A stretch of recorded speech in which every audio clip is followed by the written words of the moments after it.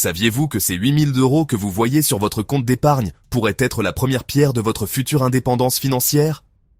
Beaucoup pensent qu'accumuler de l'argent est le but ultime. Pourtant, la vérité est que sans une vision claire, cet argent dort et son pouvoir d'achat s'érode. Le vrai secret? Savoir comment mobiliser ces ressources pour vous bâtir un avenir solide. Si vous disposez aujourd'hui d'environ 8 000 € d'économies, voici comment vous pouvez les utiliser de manière intelligente pour en tirer un maximum de bénéfices. Première étape, redéfinir le rôle de votre épargne. Soyons directs, cet argent ne vous rendra pas riche par lui-même. Contrairement aux idées reçues, laisser votre argent sur un compte d'épargne n'est pas un plan d'enrichissement. Pourquoi? À cause de l'inflation, qui agit comme une rouille silencieuse sur votre capital. Cela ne veut pas dire qu'il faut arrêter d'épargner, mais qu'il faut le faire avec un objectif précis. Votre épargne de précaution est un filet de sécurité, votre armure financière. Elle vous protège des imprévus, panne de chaudière, frais vétérinaires, urgences familiales, etc. Il est sain de garder au moins 3 000 € disponibles immédiatement pour ces situations.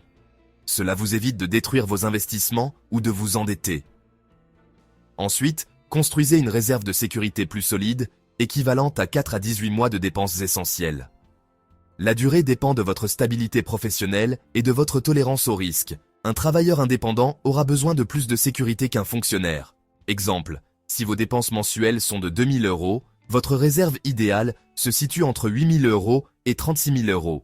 Cet argent doit rester sécurisé et liquide. On ne l'utilise qu'en cas de vraie urgence. Les soldes ne sont pas une urgence. Astuce. Au-delà des 3 000 € de base, placez votre réserve sur un compte à terme ou un livret mieux rémunéré pour limiter l'effet de l'inflation. Deuxième point capital. Utilisez une partie de votre épargne pour vous désendetter.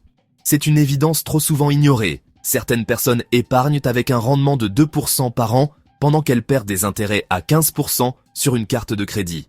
La logique financière voudrait qu'on fasse l'inverse. Agissez ainsi.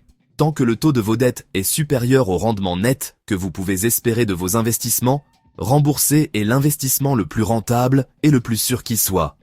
Rembourser une dette à 12%, c'est comme obtenir un rendement garanti de 12% après impôt. Trouvez-moi un placement sans risque qui offre cela aujourd'hui.